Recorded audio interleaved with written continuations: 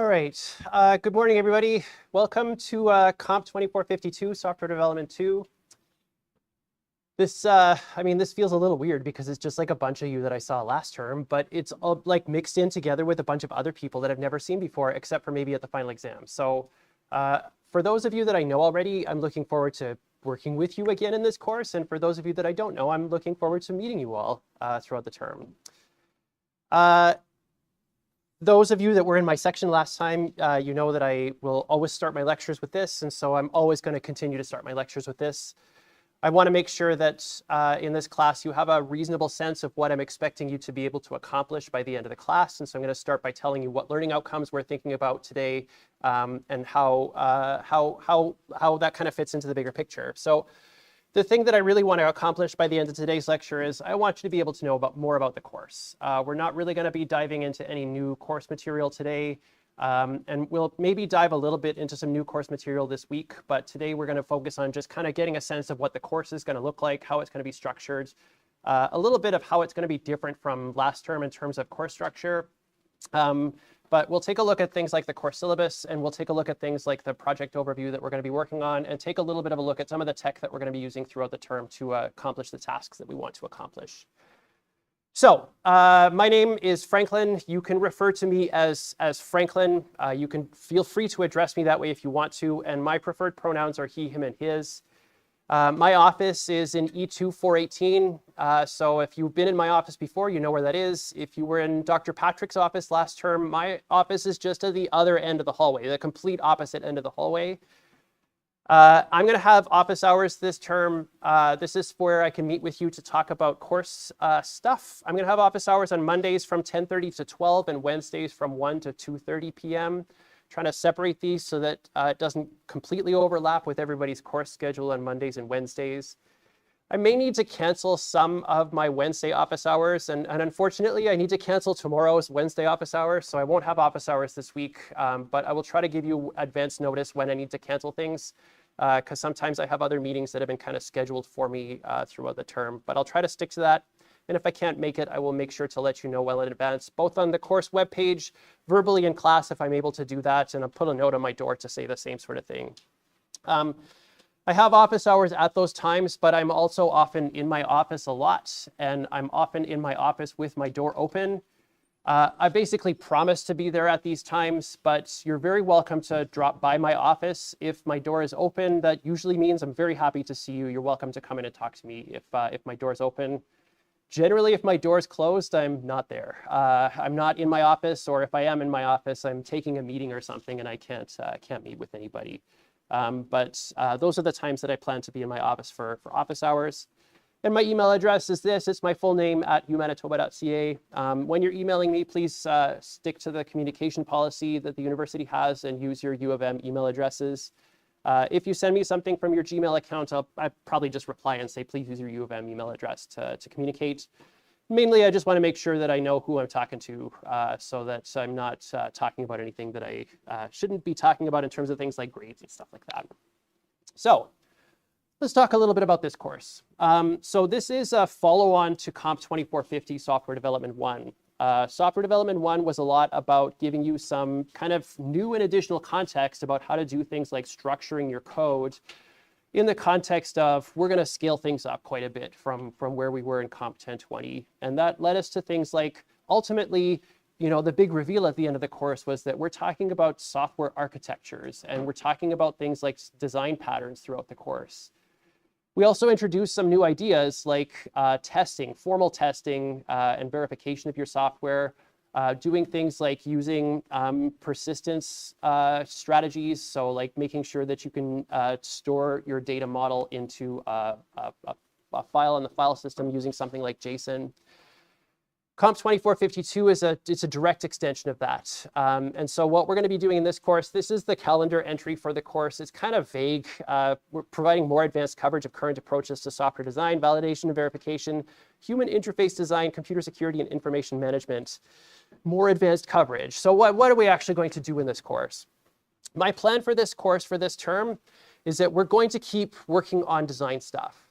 So in Comp 2450, we revealed at the end that we were using this architecture that was called a three-tier architecture or a layered architecture, where we have a presentation layer or UI layer. This is the thing that's responsible for showing information to the person that's using your software.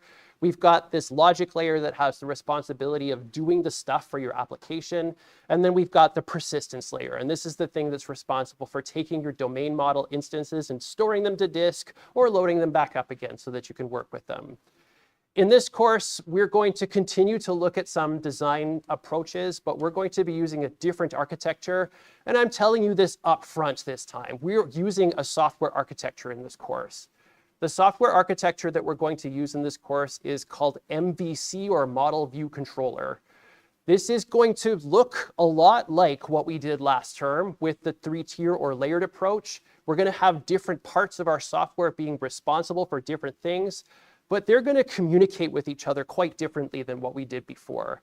We'll talk about this later this week or next week, but in the big idea, where the domain model instances were being used to communicate between the layers that we had in our three-tier architecture or layered architecture, with MVC, our domain model is actually the main thing that's doing stuff. And it's no longer going to be necessarily communicating between the layers. The domain model itself is actually going to do things like tell the UI it needs to update. We're going to reverse some of the roles that we have with this layered architecture. We'll also spend some time looking at some new design patterns to help us satisfy that architecture. But again, I'll talk about that more when we get to it. We're going to keep doing software testing. So where last time I was asking you to write tests in Java and to kind of use this test harness that I provided in class and gave to you, this time we're actually going to use a framework for doing software testing. We're going to use a framework to do this, and I'm going to talk again more about frameworks when we get to this point, but frameworks are a little bit different than what we do with the libraries that we may have been using already, where rather than writing code that calls methods or uses objects that are provided by some library, we're going to write code that gets called by some other code.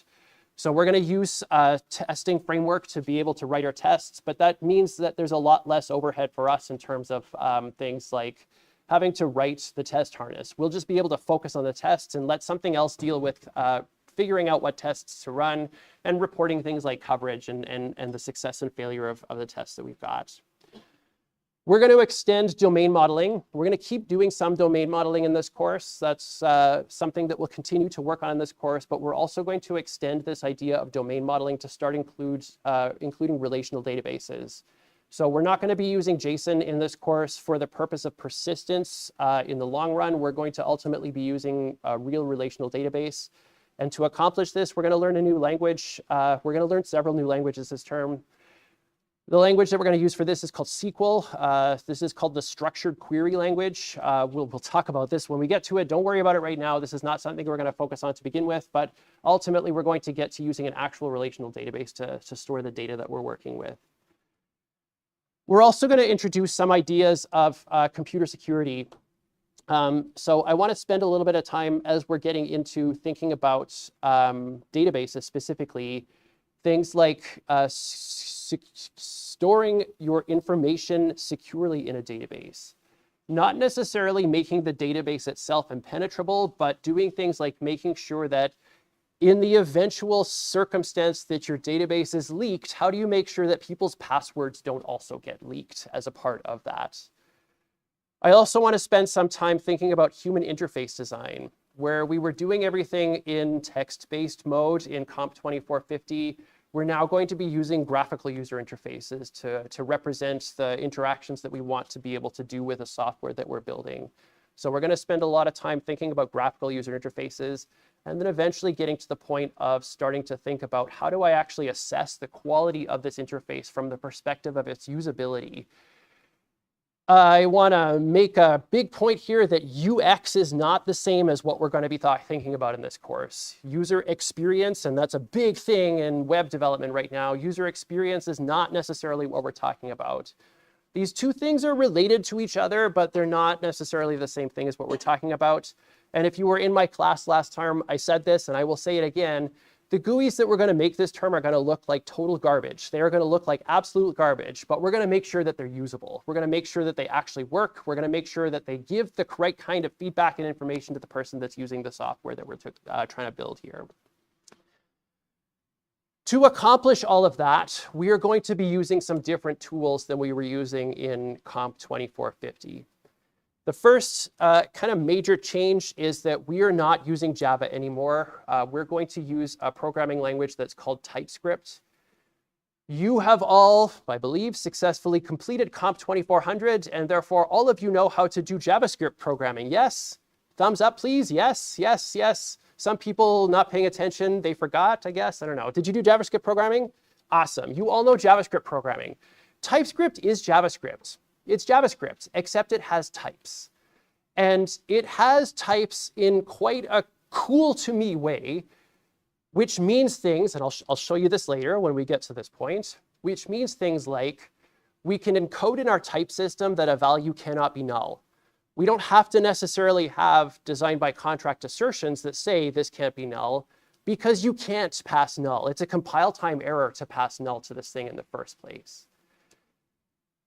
And I think that's awesome. I think that's really cool that we can encode that in our type system. Design by contract in a lot of cases is like trying to backfill things that our type system can't do for us. In Java, you can't encode that this value cannot be null. And so you have to have these extra checks. Whereas with TypeScript, we're going to be able to say, this can't be null. It's forbidden. You can't assign null to this thing because it's going to be a compile time error before you can even start. And that will help us with a lot of like focusing on the things that we want to do with our design by contract stuff. So we're going to use this new language called TypeScript. We're not using CodeGrade for this course. You're going to be building this up from scratch, ultimately, the project that you're working on. And so you're going to have to start working with a new programming language environment and the build tools that come along with this programming language environment. In 2400, I believe you did JavaScript mostly in CodeGrade, yes? Yeah.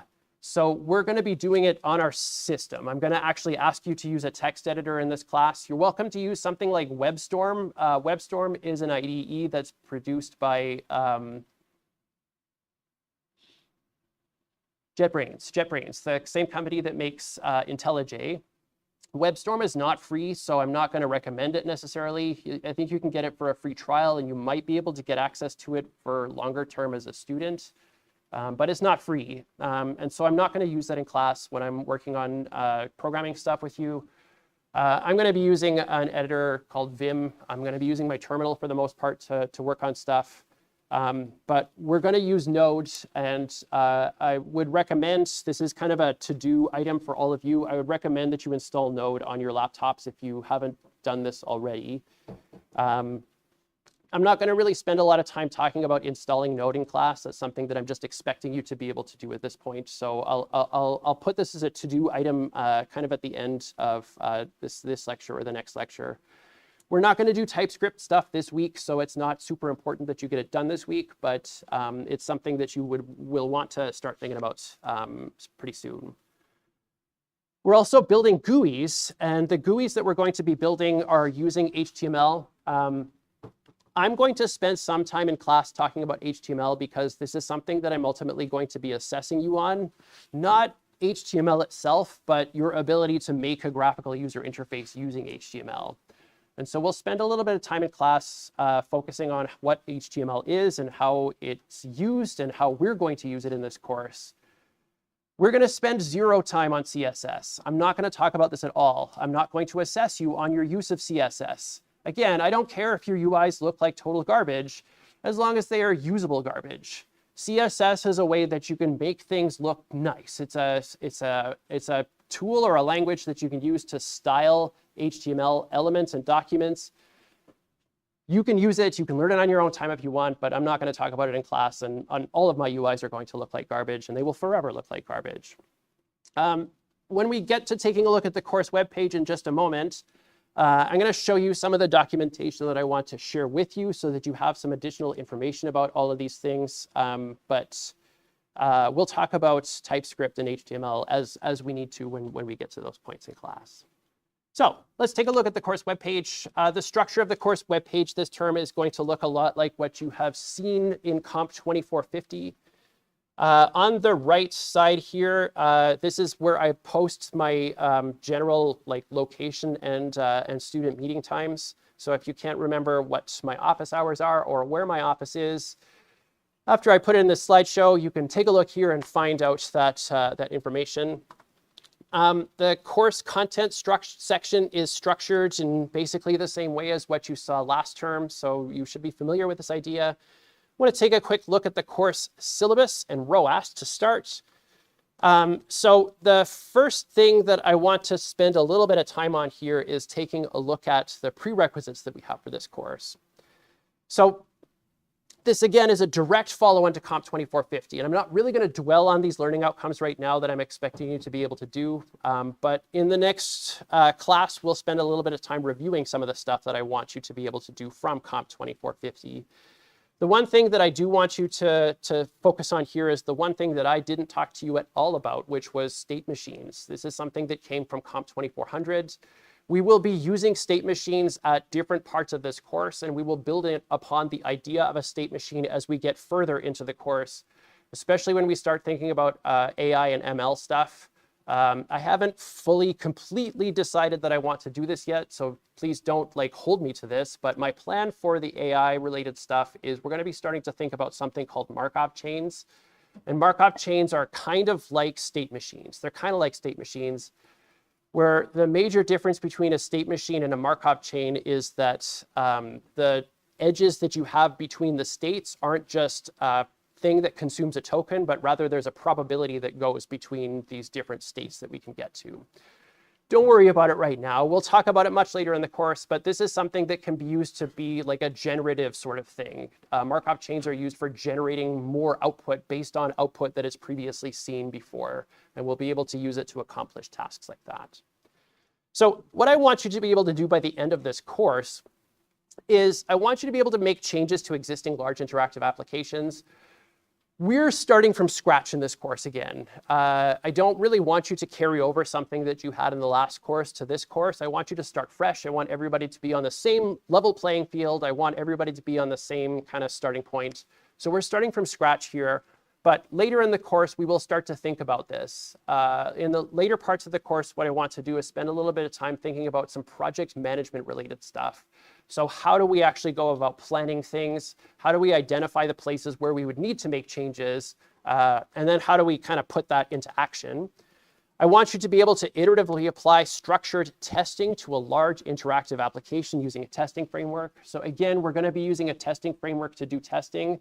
We're not making our own test harnesses. We're just going to let something else do that heavy lifting for us. I want you to be able to persist and retrieve data models, so domain model instances from a relational database. We're going to think about some basic AI stuff. Again, we're going to think about Markov chains later in the course. And I want you to be able to apply standard design principles and heuristics to interface and interactive system design. So again, UX is related to the idea that we're doing here, but it's not UX. It's not the same thing as what UX is kind of defined as out in the wide world there. The textbook for this course, there is no textbook for this course that's required, but these are the same textbooks that I would recommend that you take a look at. The Introduction to Tools and Techniques, this is something that I'm biased about. This is a textbook that I wrote. This book has videos, it has text, and it's got a lot of examples. The things that I would want you to take a look at here in terms of this course is focusing on the idea of using version control. I'm going to spend a little tiny bit of time in class this term talking about version control, but I'm not going to dwell on it. That course, Comp 1002 and Comp 1006, is the course where you will learn about version control in a lot more detail than what we're going to do. I'm going to show you some stuff. I'm going to recommend some strategies that you use, but you should use version control for this course. Clean Code and the Pragmatic Programmer. As with last term, I think that these are really excellent books, but I don't think they're necessarily good books for you right now.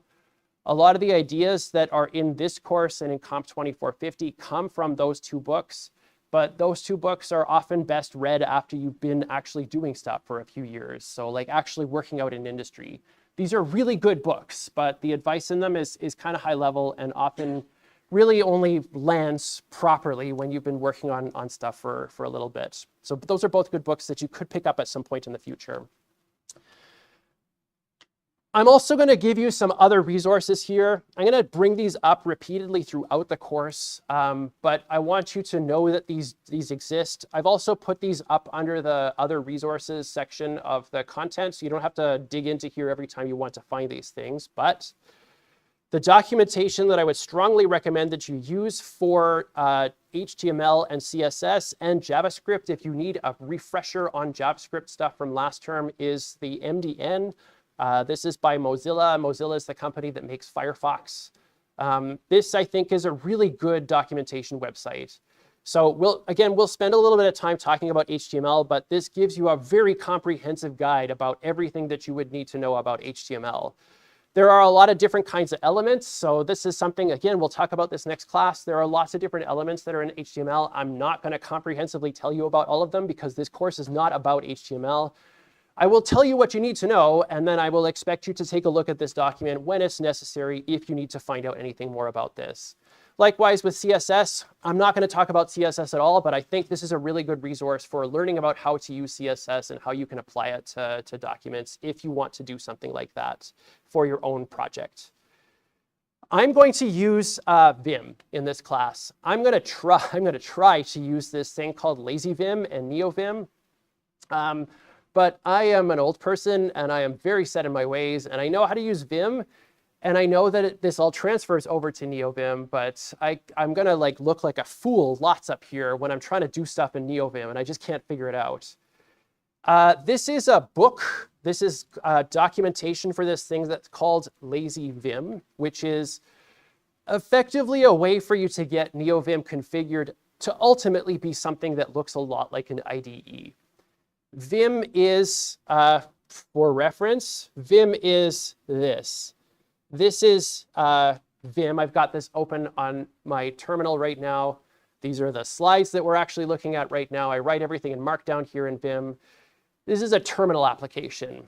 I really welcome you to use VS Code if you want to. I'm not going to prescribe any editor for you at this point. That's a decision that I want you to make. I encourage you to try using Vim, but don't let trying Vim get in the way of getting coursework done. This is not an essential thing. I will print out cheat sheets and I will bring them to next class for Vim. I personally find it really useful to have cheat sheets when I'm trying to learn this new thing. I'll just have a piece of paper beside me and not a window that's open somewhere else so that I can just quickly see what it is that I need to do. So to give you some context here, to move up and down in here and to select text, I can't use my mouse anymore. I have to use my arrows. I can do things like enter visual mode and select a bunch of things. I can delete things with the D key. So everything is driven by your keyboard in a tool like Vim. I very much welcome you to use VS Code. I don't want to scare you all off on Vim here. I was just telling you this is what I'm going to be using in the course. So if you see what I'm doing here, I'll try to verbalize what I'm doing with Vim just to kind of give you a sense of what's going on with what I'm doing. But I very much welcome you to use VS Code for this course. So this is about LazyVim, though. The thing that we were looking at is not NeoVim. This is just regular old Vim. But NeoVim is a way that you can get stuff set up if you want to have something that is a little bit more IDE-like. This is the documentation for the TypeScript programming language. I actually don't really like this document resource. It's fine, but it doesn't really have, to me, a very good description of the language. And this might be because it's just an extension of JavaScript. That might be part of the reason why. But it's got a lot of good resources that you can find here. So if you're looking for some more information about TypeScript, you can find it there. We're going to be using a tool that's called Vite. Vite is a build tool that we're going to use that's part of the JavaScript ecosystem. I will, again, talk about this when we get to it, but this is something that we'll start working with. And then the framework that we'll be using for testing is called Vitetest. This is built into Vite. It's part of that structure. And so we'll be using that. Again, when we get to it, I'll let you know about it. Some of the policies that I have for students in this class is I don't want you to come to class if you're sick. I'm live streaming this right now on YouTube, so please don't come to class if you're sick. There are ways for you to get the lecture that we're doing. There are 2 sections of this course, and I'm teaching both sections, and you lucky folks, I guess, are the ones that I'm going to be live streaming. I'm not also going to live stream the afternoon section because I'm basically just going to say the same things. And it would be really weird to just have two videos that are basically the same thing right after each other on the playlist. So lucky you folks, you get to be on the live stream. Please don't come to class if you're sick. I'm going to try to make sure that you have the ability to participate in class, even if you are not able to come physically to the course, or I'll provide stuff that you'll be able to catch up with. If you are unable to come to class for a test, then please submit a self-declaration form. I'm only going to accept one self-declaration form for the course. If you are submitting a self-declaration form for the course where you are not able to come for a test, the weight of that test will just be moved to your final exam. So the one test that you're not able to come to for a self-declaration will be moved to that. The project phases, we'll talk about the project in a little bit. The project phases, kind of like last term, don't really have firm due dates, so we're not going to have, we don't really need to have self-declarations for that. If I am sick, I'm also not going to come to class. I'm going to try to find somebody to cover for me, but if I can't find anyone to cover for me, I will let you all know as soon as I can by email up and on the course webpage that I'm not able to come to class that day. Again, class communication, please use your U of M email addresses. If you have any questions about the project or course materials, I would very strongly prefer that you ask those questions on the course forum. I want to make sure that everybody has the ability to have the information. If you email me, I might just politely email back to you to say, please post this on the course forum. I will configure the forums to be anonymous so that you're able to ask questions without revealing yourself to your peers. If you have any questions about feedback or assessments that are directly related to you, then yes, please email me. I don't want you to have to post questions about your feedback. Please just let me know by email if you have any questions or concerns about your feedback. Academic integrity. Please don't use AI to generate code in this course. I will give you some opportunities to use AI as part of the project. If you want to use AI to generate CSS, awesome. I'm not assessing you on CSS. If you want to use AI to generate images for your projects, cool. I know that you are all terrible artists. I know that you are all so bad at drawing, so I very much welcome to use AI to generate images for you if you want as part of your project. Please do not use AI to generate any TypeScript code. Please do not use AI to generate any TypeScript code in this course. Student Accessibility Services is an important resource that the university offers. There are lots of students who are registered with Accessibility Services. If you are in a situation where you feel like you might need this, I urge you to take a look at Accessibility Services. One of the things that Accessibility Services will often request for the peers that you have in this room is for someone to take notes, to have a volunteer note taker. The process is pretty easy. If you're taking notes on a laptop or something on a typed document, there's a portal that you can find here that you can just upload your notes to, and it will be shared with the people that need that extra kind of support with note taking. This is something that's great because it shows up on your transcript as part of your experience records. And when employers are looking at your experience record and transcript, this is something that kind of show up and differentiates you from other people. Course material, copyright. Everything in this course is copyright me, Franklin, so please do not publish it anywhere else. Please don't post stuff on Course Hero or Chegg or whatever happens to be popular. Please do not take any of the stuff that I've written and post it on, please do not take any of the stuff that I share with you and upload it to ChatGPT. Don't share it with any AI tools. I really don't want you to do that, so please respect my copyright and don't do that. You're very welcome to use it for your own purposes, but please do not share it outside of this course. The grade breakdown for this course, we're not having quizzes every week this term. We are instead going to have 2 term tests. The 2 term tests are scheduled already. I'll show you the schedule in a little bit. The project is going to be 30% of your final grade. This is going to be broken up into 6 different parts. So instead of 3 major parts this time, we're going to have 6 smaller parts throughout the course. Each of those is going to be worth 5% of your final grade, and we're going to have a final exam that's worth 50% of your final grade. In terms of the grade breakdown, it's the same as it always is. We have these clauses at the bottom here. So I'm looking for you to get a passing grade in average across both of the term tests. I'm looking for you to be able to pass the project, and I'm looking for you to be able to pass the final exam to receive a final letter grade of C or higher in this course. All right, so I want to pop over to the project. description here.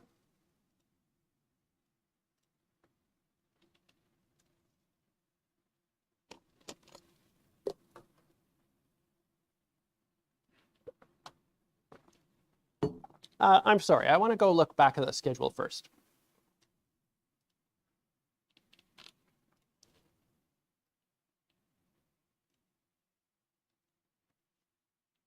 Okay, so the important dates that I've got listed for you here include information about when you should be submitting the project phases. So this is going to be scattered throughout the term.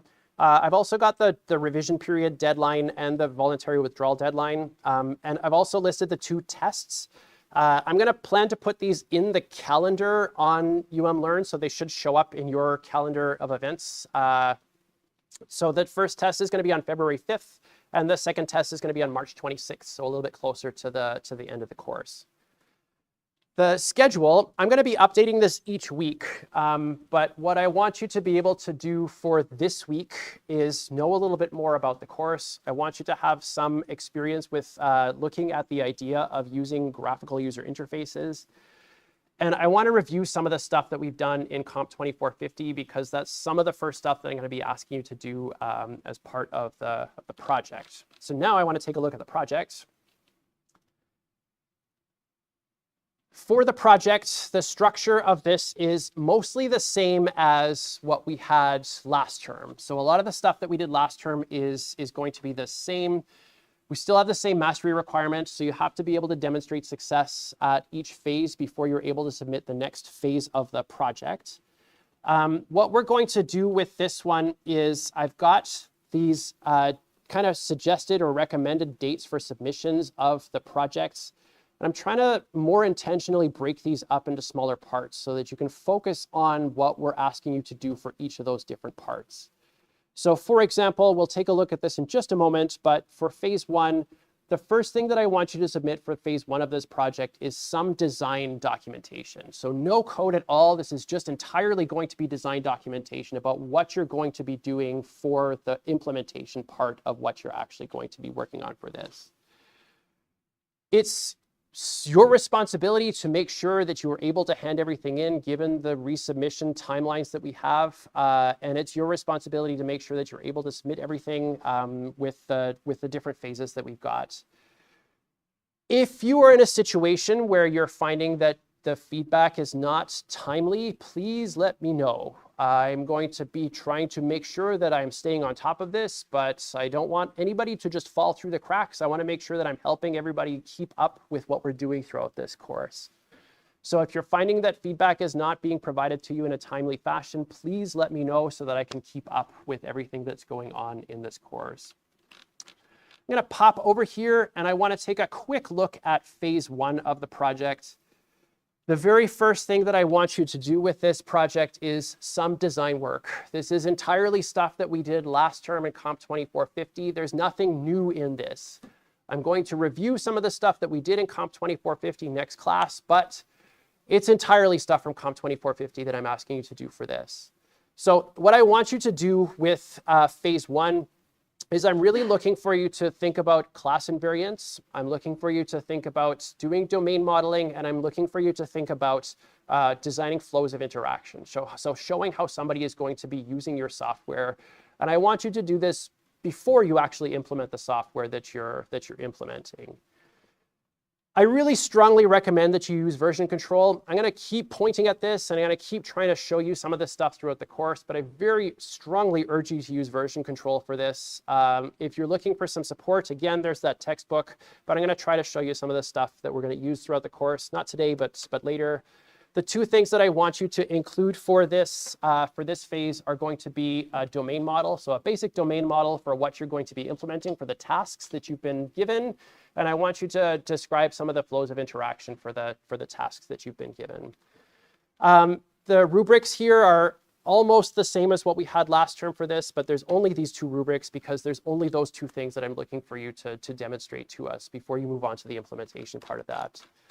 For the project itself, I've got 2 different choices that you can use this term. The first one is this thing that's called a clicker.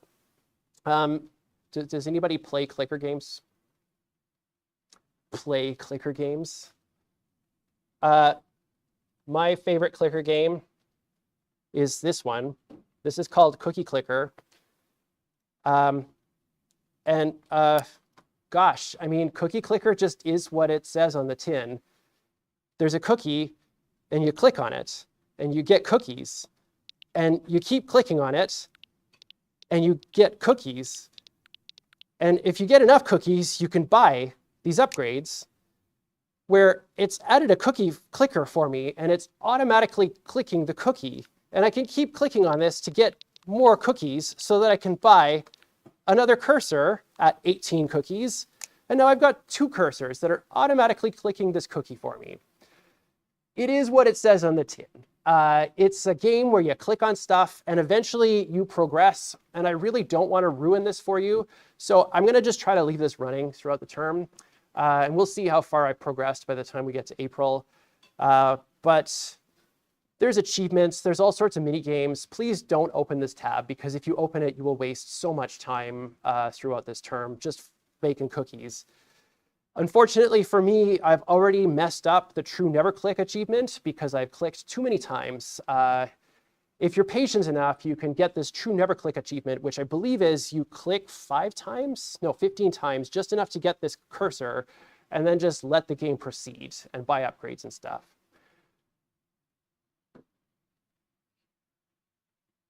I've spent so much time playing Cookie Clicker. It's really embarrassing. I had this running for months and months and months at some point, and I was getting like octillion cookies per second at a certain point.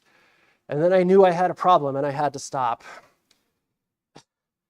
The other, this is a clicker one. The things that I want you to do for this, the things that I want you to design a domain model for this right now are the tasks that I want you to be able to accomplish for the first phase of the project. These are the 2 tasks that I want to be able to do with this clicker. I want you to be able to click on a thing, and I want you to be able to see how many times you clicked on it. The other thing I want you to be able to do is I want you to be able to buy an upgrade. So the 2 things that I just did, and I just showed you in class, those are the 2 things that I want you to be able to do by the time the first phase is submitted for this project idea.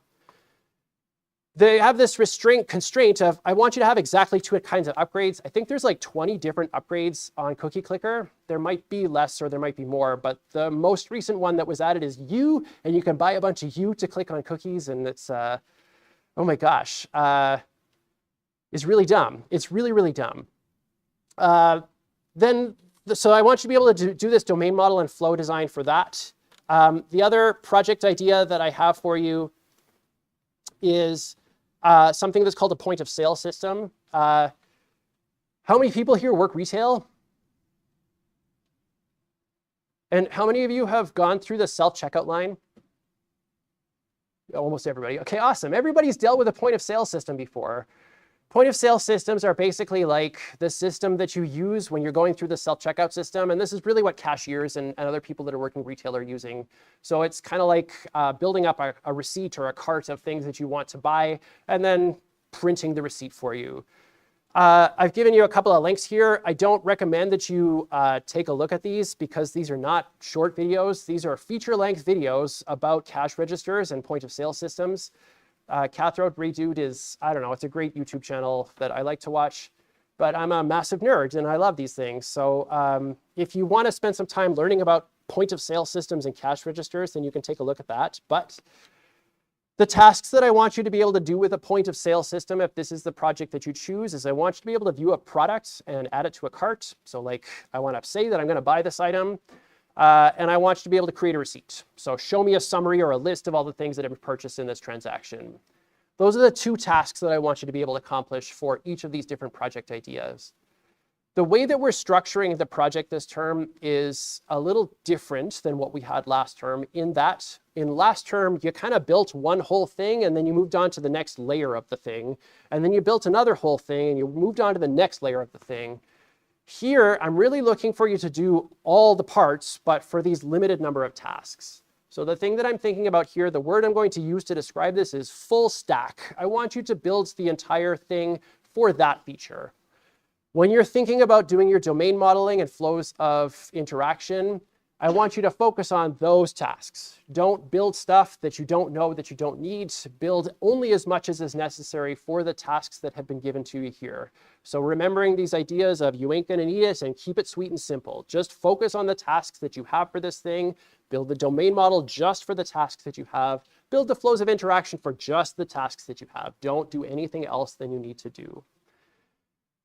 I'm gonna go back now to the course content section to give you one last little bit here, which is the lectures. The lecture structure is the same as it is from the last course if you were looking at my lecture section. Again, each week I'm going to be updating the course schedule and linking to it in this course structure. So we'll take a look at the learning outcomes each week as we get to those things. All right. I just spent the last 40 minutes shouting at all of you. I can see lots of you are starting to fall asleep. Awesome. I hope to keep you engaged throughout the term more than what we've done in this last 40 minutes. But what I would like to know from you, I've given you lots of information about what you can expect from the course. I lifted this from the last set of slides that I gave in my first class and really every class that I give.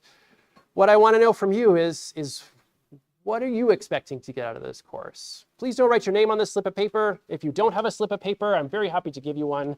But take a few minutes, take a few seconds and think about what you want to get out of this course. Does anybody not have a sheet of paper here?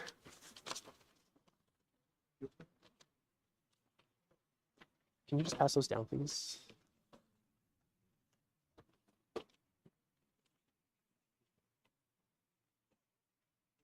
Sorry. Just pass those down. Sorry.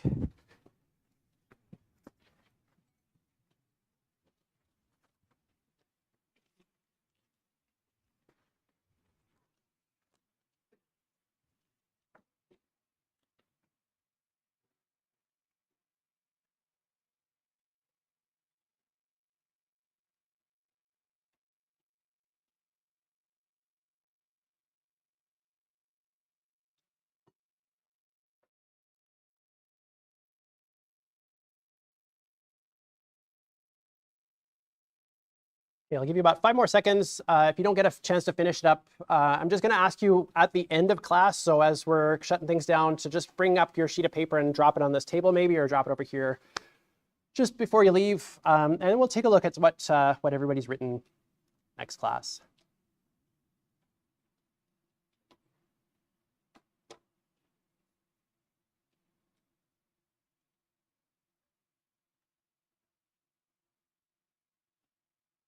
All right, so I skipped ahead a little bit, and we've already talked about the project, so I'm not going to dwell too much on this, but I want you to again, choose from a couple of well-defined project ideas and deliver the phases throughout the course. And so I'm going to give you a chance to ask me just questions about the course or questions about the project. I welcome you to raise your hand and ask verbally, but I've also got a Mentimeter that I'll share with you just a moment. So I'll hold this up for about 10 seconds. Yeah, the back.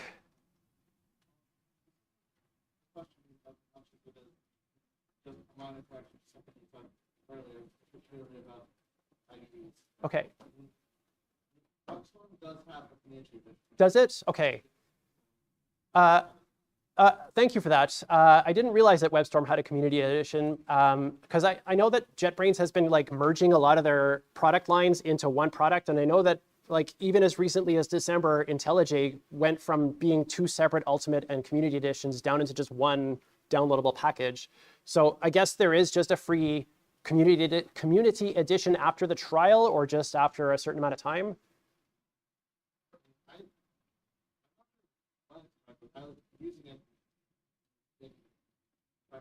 Okay. Then I welcome you to WebStorm. Again, I'm not going to prescribe anything here. I'm going to use what I'm going to use, but I very much welcome you to use that. I know that IntelliJ, JetBrains makes good products, so WebStorm might be a good choice if you're not super comfortable with anything. Yeah.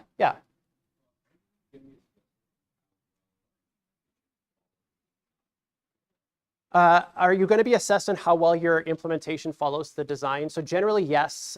So like I'm going to demonstrate in class some of the ideas related to the model view controller architecture. And I would expect that your implementation actually matches what I'm demonstrating in class. Keeping in mind that some of the stuff that I'm demonstrating in class isn't necessarily going to match what you'll find on the web that represents these ideas, because quite honestly, in most cases, people are using frameworks to do the model view controller stuff that we're thinking about in class, where we're going to be building this kind of up from scratch. So we're not using React. We're not using any other kind of web framework to do that.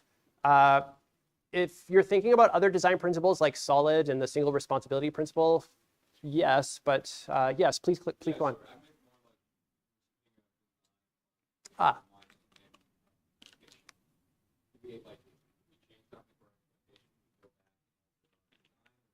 Okay, I totally thank you for clarifying, because I really misunderstood that.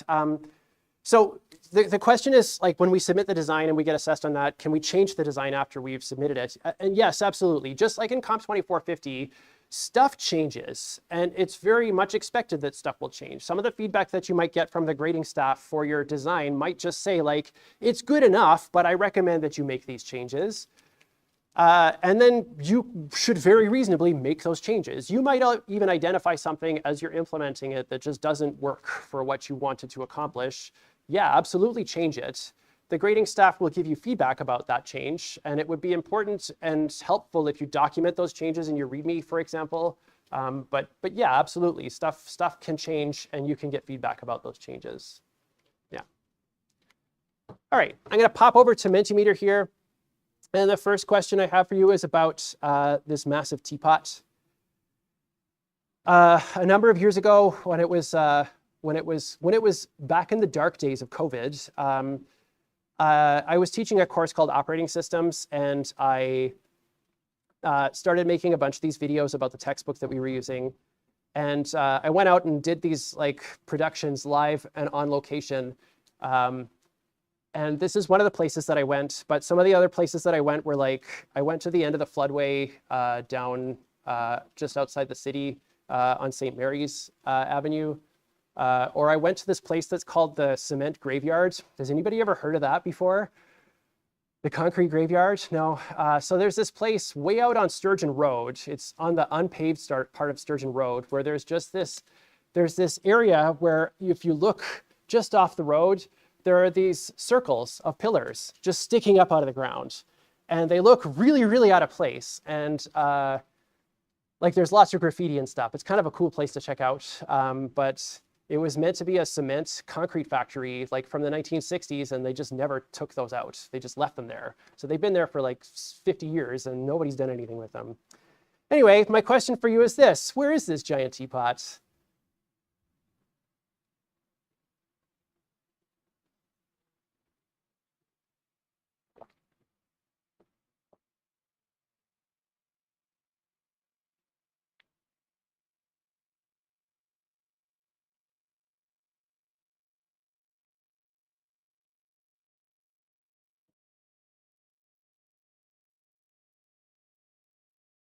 I'll give you like 5 more seconds.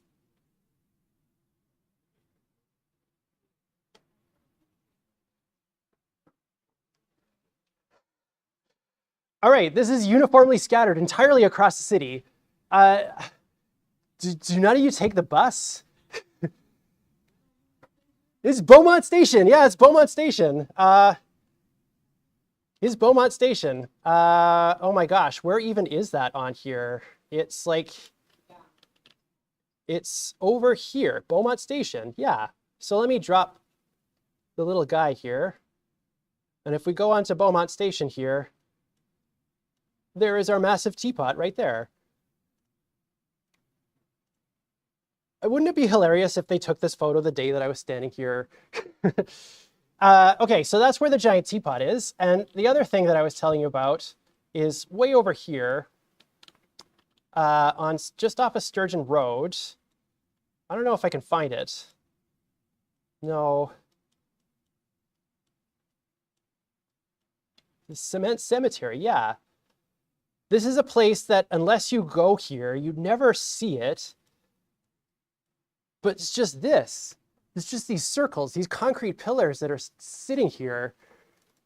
And like, it's really weird to see as you're just driving down the road, because Like, why? Why are all these concrete pillars? And they've been there for decades and decades and decades. All right, we have digressed way far out of the course, so let's see what questions that you might have about the course or the project.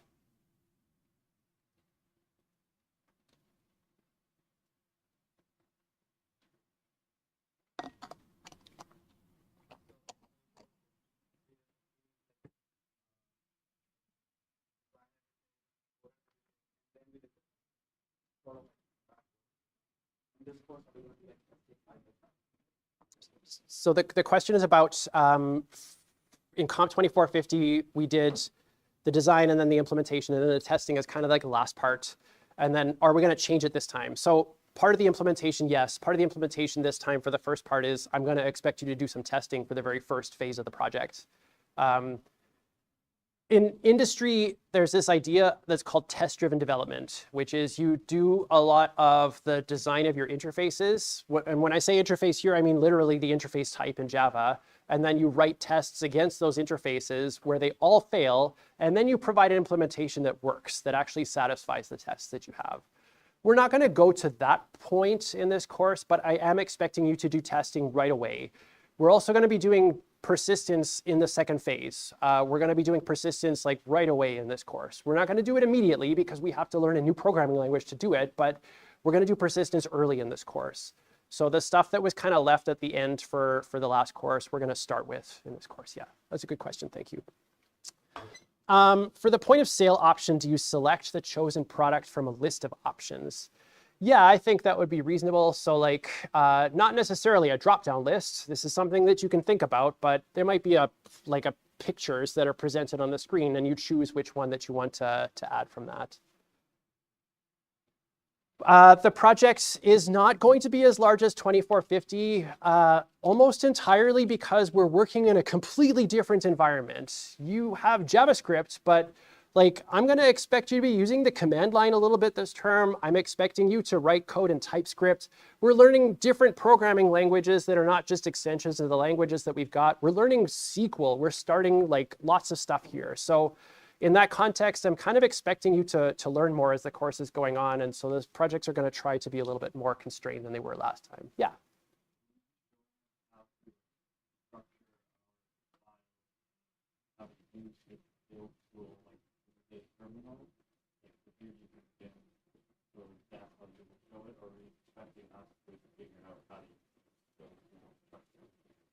That's a really good question. The question is, am I going to show how to structure code and use the build tools and stuff? I'm going to demonstrate it in class. I think that's an important part of kind of getting set up. I'm not going to show you how to install Node. Like that's something I'm not going to do because I don't even have Windows on this machine. And I know lots of you are running Windows and lots of you are running Mac OS, and I'm not running either of those things. So I'm not going to show you how to install that because it's kind of a for-your system. But generally, I will come to class with either examples pre-done that I'll walk through, or I will demonstrate them live in front of the class. Yeah.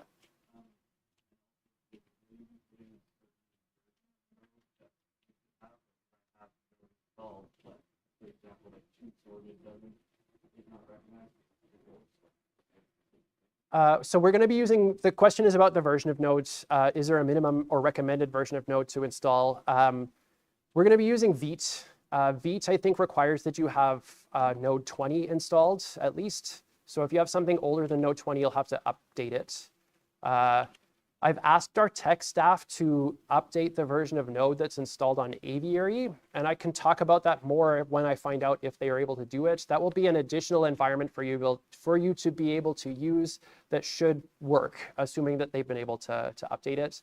So if you can't get stuff set up on your own machine or you're just stuck with an older version, then there should be an extra option for you to use. And when I find out more about that, I'll give you more information about it.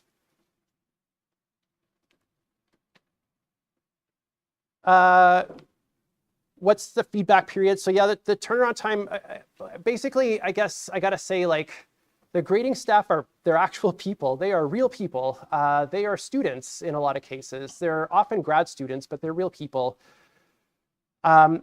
I am going to be meeting with the grading staff next week. So I'm starting to get interacting with them from the get-go to try and make sure that they're on top of things. I'm going to be participating in the feedback myself this time. So a small subset of you lucky folks are going to get feedback directly from me as opposed to from grading staff. So we're going to be trying to make sure that we can get feedback to you within 2 weeks. They're students, they also have assignments, they also have tests, they also have lots of other stuff to do. But I'm going to try to make sure that we're kind of on top of these things.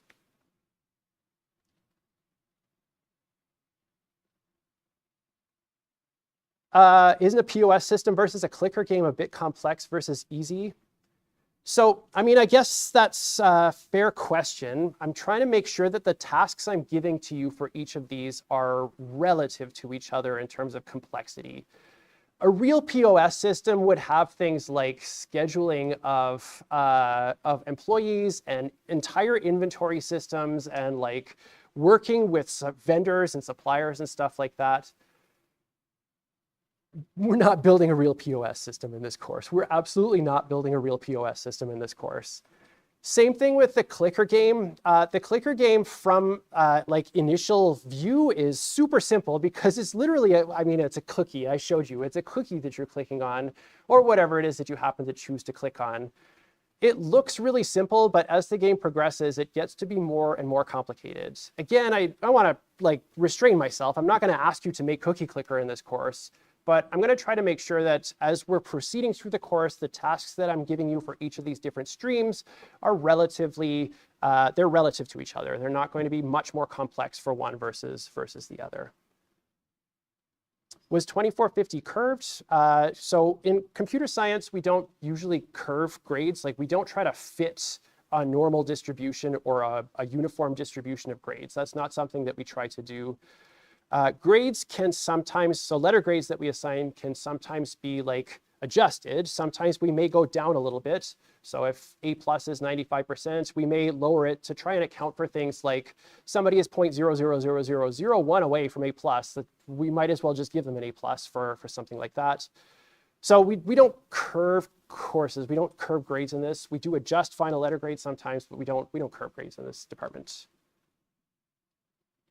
Fruit Ninja, is Fruit Ninja another clicker game?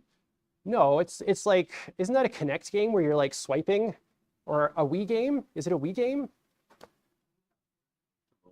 It's a mobile game. Oh, you're just like slicing it with your finger. But I'm sure there was a Connect game or something before.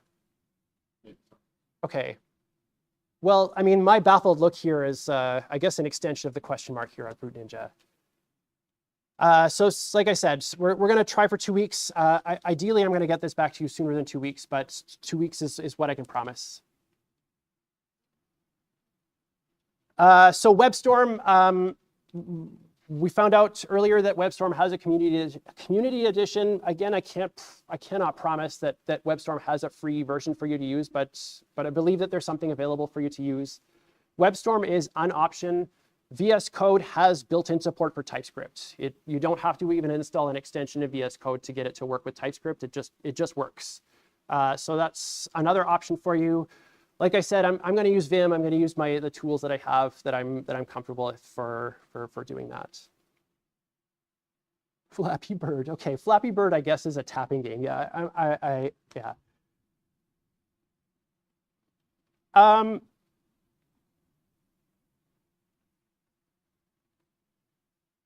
I don't really know how to answer this question. I mean, I can give you like,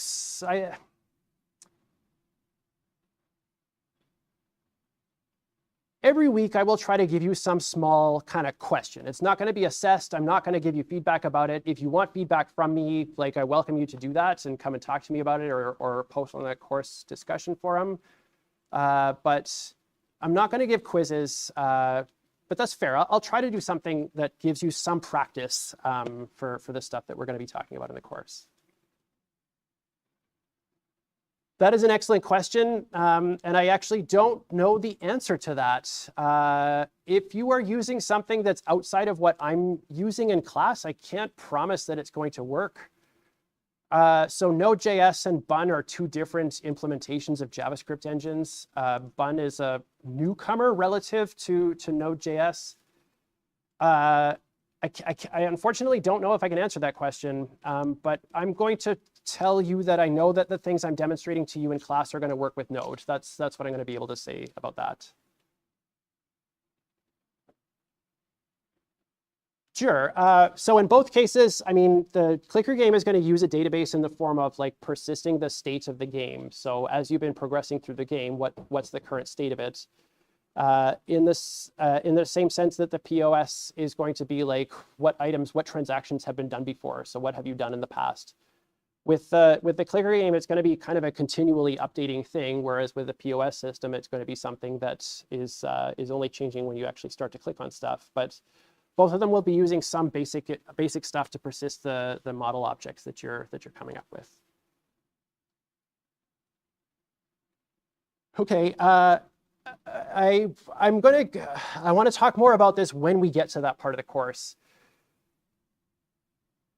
Markov chains. I was looking back at this before we started class today, and I think that this is linear algebra, I think. But it's got a graph. And so that makes me wonder if this actually is linear algebra or not. And then the word calculus is written there. And so now I really don't know what's going on. Markov chains are a generative model. This is a model that you can use to generate new things given past training data. You know about state machines. You have a state. There's an edge between two states. You can transition between the states to move from one state to another. I actually have no idea what you did in 2400 with state machines. What was the use case? Kind of just learn the basics of finite state machines, wrote them on paper. Okay. Just to understand how things might transition between states based on inputs. Very basic. Okay. Was it about parsing text? Okay. State machines, they consume text. So as you're moving from one state to the next, you're consuming a symbol from the thing that you're looking at. A Markov chain doesn't consume symbols, it generates symbols. And the way that it generates symbols is that it gets trained on the past data. So we're going to have how often do I go from this state to this state? And then I train based on that. So I use statistics to kind of calculate how often I go from one to the other. Then it generates things by using random numbers. So we generate the likelihood that we're going to move between one state or the other and then generate that symbol from that. So that's what I'm starting to think about here in terms of AI stuff for this course is I want to be able to generate new things. So for the clicker, that might be, for the POS system, as an example, that might be, given this set of things that are currently in your cart, what's the next suggested item? What's most likely to be bought after you've bought all these other things that are currently in your cart, given all the things that you have in your cart right now? I need to think about that lots more, but that's the kind of thing that I'm thinking about for that. So again, smaller. Again, we're learning lots more stuff this term compared to what we did last time. In Comp 2450, the Java that we were doing was no more complicated than Comp 1020. In fact, it was easier than Comp 1020 because we didn't actually do any file manipulation stuff. We didn't even read files directly ourselves. We used a library to do file reading and writing. In this course, we're learning TypeScript. You know JavaScript. We're going to extend that with TypeScript. You're going to be learning SQL. You're going to be learning frameworks. You're going to be learning lots of stuff. You're going to be learning HTML. You're going to be learning lots of stuff that you don't necessarily have any familiarity with, and I'm not expecting you to have any familiarity with. So the scope of the projects is going to be smaller than what you had in Comp 2450. Yeah? You said just for the very first design portion, it's all going to be stuff we learned before. But when we get to the coding portion, how much of that is going to be what we learned before in first coding compared to what we'll need? So that's a fair question. How much of what we're going to do with coding is what we've done before? I mean, in terms of JavaScript, I need to talk to John Braco to find out what you did in JavaScript. But in terms of what we did in Comp 2450, I'm thinking about things like the design principles and philosophies that we were thinking about. So single responsibility principle, dependency inversion to some extent, making sure that the domain model that you're coming up with doesn't actually do more than it should. When we separate the view from the text-based terminal that we were using before. So when we're no longer printing stuff for everything, printing stuff is no longer necessarily strictly forbidden because your parents are never going to see the web console in your web browser. They're never going to open that unless you tell them to for some reason. They're only going to see the presentation that you see on the screen. So some of the stuff that we talked about in terms of those philosophies and principles are still going to be true.